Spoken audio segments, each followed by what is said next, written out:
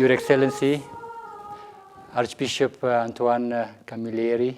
Firstly, I would like to thank you for giving us this opportunity to have a short time with you. And firstly, I would like to ask you the role of the Holy See Embassy here in Ethiopia, if you could explain about the function and the role of the Apostolic Nunciature and then also your official function.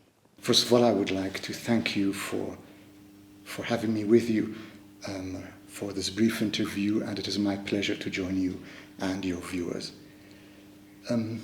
As you know, the Supreme Pontiff is the universal pastor of the Church, entrusted with the mission of presiding over the universal Church, over the Catholic Church in its etymological sense, in charity and communion.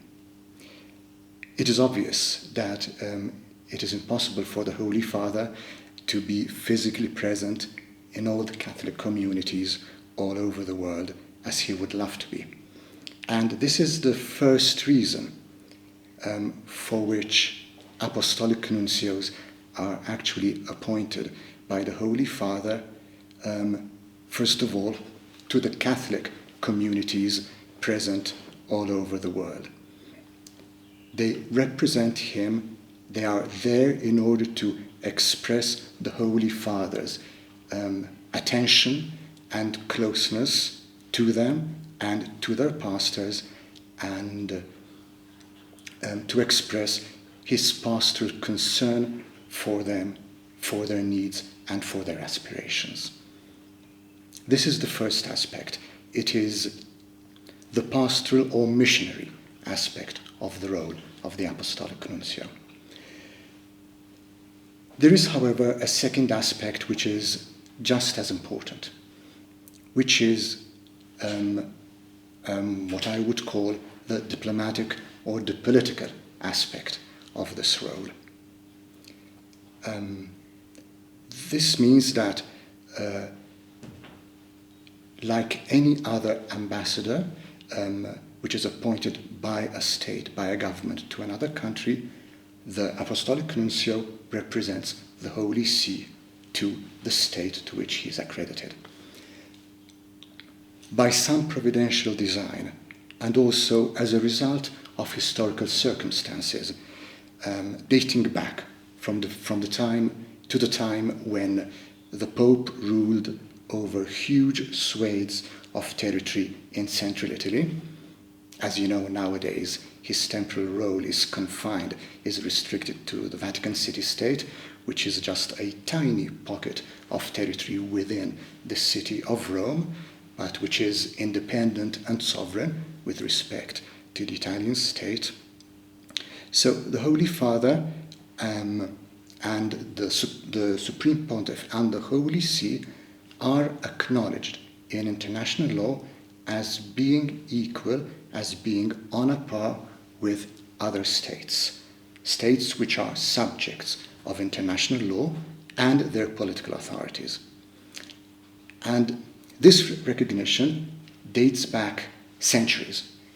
It goes back many centuries ago, and as such, the Pope was one of the very first monarchs to appoint his representatives to other monarchs, even as way back as the 4th and the 5th centuries, a system which then became more regular from the 15th century onwards, when states as we know them today started to emerge. So from this perspective, the role of the Apostolic Nuncio is the same as any other ambassador has vis-à-vis the country, the state that he is accredited to. And this equiparation of the Apostolic Nuncio to the ambassadors was acknowledged even in the Congress of Vienna, for example, in 1815. So in this case, the role of the Apostolic Nuncio would be, first of all, to represent the the interests of the Holy See in the state, in the countries where he is accredited. And in the case of the Holy See, as you know, the interests are not political interests, they are not commercial interests, but they involve the promotion of all that is for the benefit of humanity. So we talk about peace, we talk about religious freedom, we talk about solidarity, we talk about the protection of the planet, the common good. These are the interests of the Holy See. The Apostolic Nuncio is also responsible for ensuring the strengthening and promotion of the bilateral relations between the Holy See and the state, the country or countries where he is accredited. And also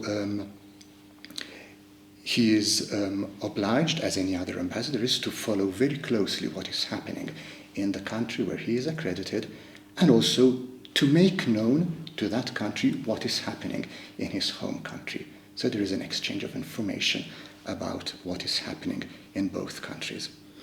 And these two aspects, the pastoral missionary aspect and the political diplomatic aspect, are regulated respectively by canon law and by international law. Maybe I could comment about the name Apostolic Nuncio, which might seem somewhat unusual and somewhat strange. Actually, the name comes from a Latin word, nuncio, nuncius, which implies a person who carries a message. And this is exactly what the nuncio is, because he represents the Holy Father and he is carrying a message on his behalf. And it expresses the reason why envoys from the beginning of times were actually appointed by their sovereigns. So their duty was actually to carry a message. The case of the Apostolic Nuncio might seem somewhat unusual, but it is not the only case in which ambassadors are referred to by a peculiar term. And I will give another example. For example, the ambassadors that are exchanged between countries belonging to the Commonwealth are not known as ambassadors, but they are known as high commissioners. So an ambassador can be referred to by a different title, which is not ambassador, even though his rank is that of an ambassador, as that of the Apostolic Nuncio. Your Excellency, you are originally from Malta, and can you say something about what you have observed since you are here, the cultural or historical or geographical similarities between Ethiopia and Malta? Well, it is not that easy to find, to draw comparisons between a tiny country like Malta and a huge country like Ethiopia, which is something like 3,500 times larger than Malta. There are obviously objective geographical differences stemming from the fact that in one case, in the case of Malta, it is an archipelago, it is a group of islands, and wherever you are on the island, you are never more than 15 minutes away from the coast, from the sea, whereas obviously Ethiopia has no coastline. On the other hand, for example, Malta has no rivers and has no mountains, and Ethiopia is blessed by many mountains and many rivers, not least the Nile River. Then from the socio-cultural point of view, Malta is a very homogeneous country, I would say, in terms of religion, in terms of ethnicity and language. You know, the native Maltese practically belong to the same ethnic group, they speak the same language, they profess largely the same religion, as compared to the wide diversity and variety that you have here in Ethiopia.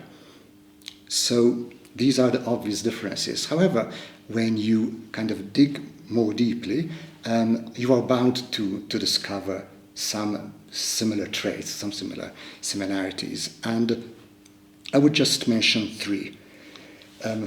Firstly, Ethiopia prides itself on being a Christian country, on being one of the first countries that officially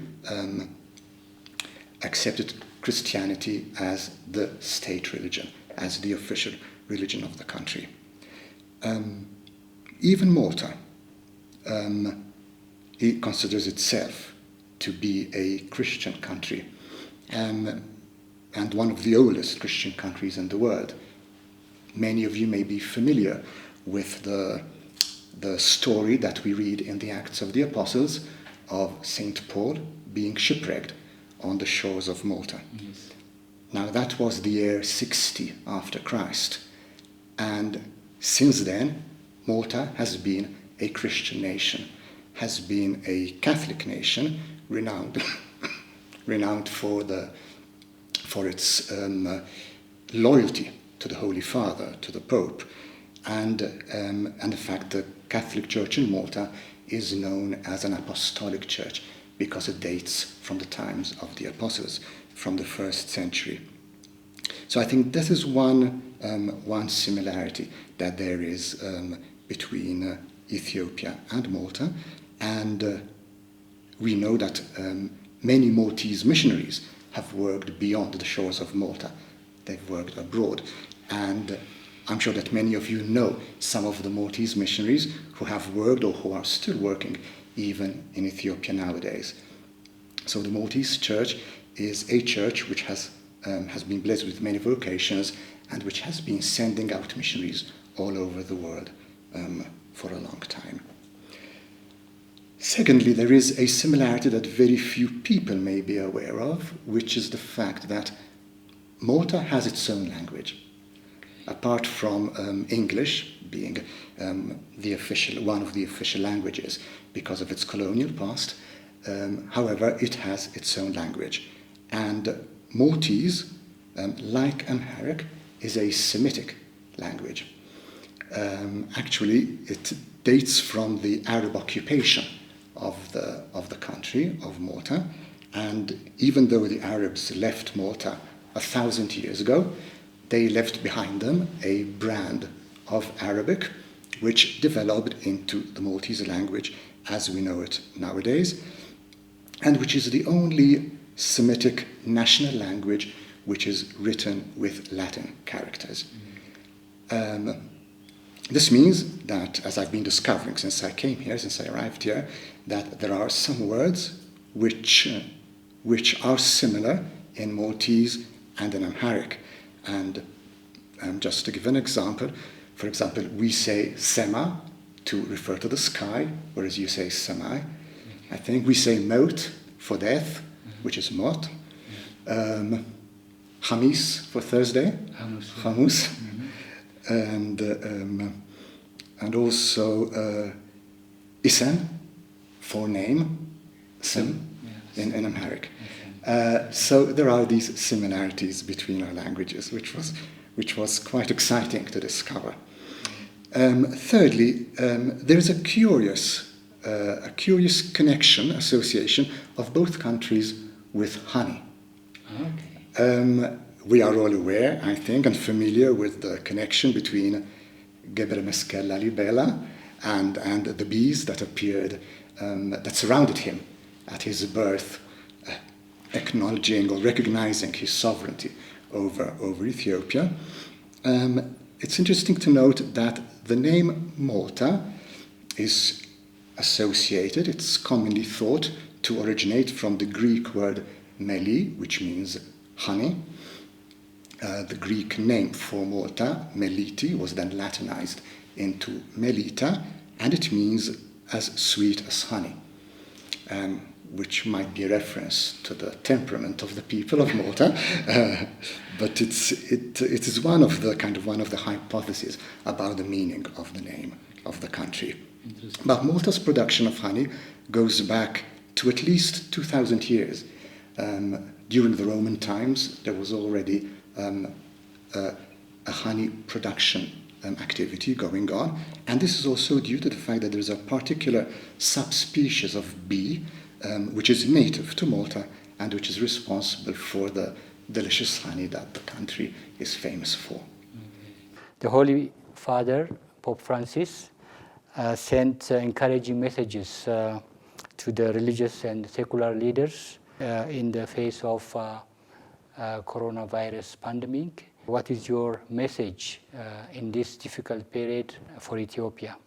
The Holy Father, while reducing greatly his official engagements in order to comply with the indications that were coming from the scientific experts, in order to do what must be done to reduce the risk of spreading the contagion, he has been most active in communicating with the faithful, but not only the faithful, even with the world at large, sending out messages, firstly, I would say, of solidarity with those who are most in need and those on the front line in combating the virus. And secondly, of hope in what seems to be a desperate situation for many people. He does this, for example, with the daily Mass that he celebrates in his residence in Santa Marta and the Vatican, that is live-streamed and followed by so many people all over the world, and on television, on the internet, or on social media. However, as is his custom, and as we have got to know him, the Holy Father does not only rely on words, on speeches, on exhortations in order to bring home a message, but especially on gestures which, in the specific situation context that we are in today, I think assume an eloquence and a poignancy which leave a deep impact on those who watch him and who listen to him. I think we all remember that it's more than a month ago now that the Holy Father walked the empty streets in the center of Rome to visit the church of Saint Marcellus and pray before a miraculous crucifix, a crucifix which has a great significance in the devotion of the Romans because it had been carried around centuries ago during a plague and had spared the city from further devastation. And then 2 weeks later, the Holy Father presided over a moment of prayer in a deserted St. Peter's Square, leading millions of people in prayer and meditation, and gave his blessing to the city and to the whole world. It was a very moving gesture on the part of the Holy Father, affording consolation, affording encouragement, especially through the granting of the plenary indulgence to all those who received the blessing through the live broadcast, just as if they were present physically in St. Peter's Square. And in his Easter message last Sunday, Pope Francis reminded us that this is not the time for indifference, it is not the time for self-centeredness, it's not the time for division, and it's not the time for forgetfulness. And I think this is a very important message that we should take home with us. He constantly expresses gratitude and appreciation for all those, like the doctors, the nurses, and other first responders who are on the front line in combating the contagion, combating the pandemic.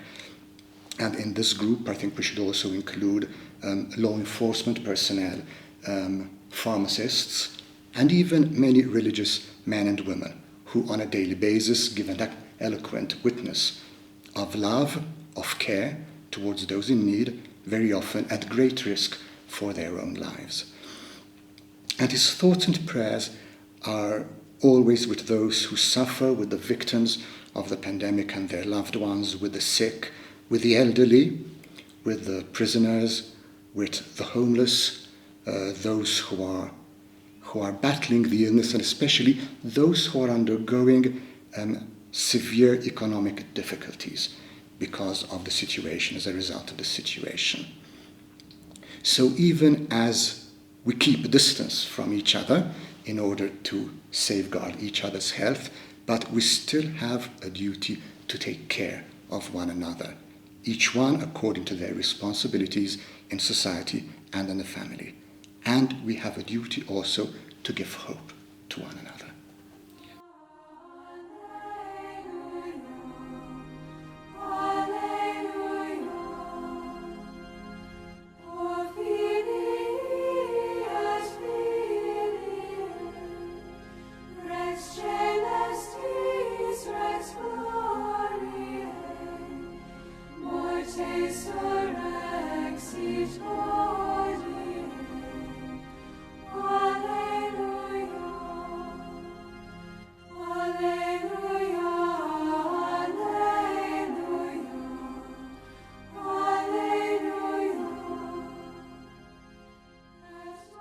Well, as the Holy Father's representative in Ethiopia, Djibouti and Somalia, and to the African Union, my message cannot be any different from that of Pope Francis himself, who last Sunday spoke of the message of the Easter event, the resurrection of Jesus Christ from the dead, as a different contagion, as the contagion of hope, which spreads from heart to heart. Unfortunately, at times we take refuge in a false and deceptive hope that the resurrection of Christ could or should make problems simply vanish. The Holy Father reminds us that in the Easter event, on the contrary, the victory of love obtained by Christ passes through suffering and death and opens a path in the abyss, transforming evil into good. On behalf of His Holiness Pope Francis, and as a pledge of the heavenly protection that the Holy Father wishes upon each and every one of you, I shall now impart on his behalf the Apostolic Blessing upon all of you. The Lord be with you. And may Almighty God bless you, the Father, the Son, and the Holy Spirit. Antoine, le Fasika, Beal Besalam, Addis.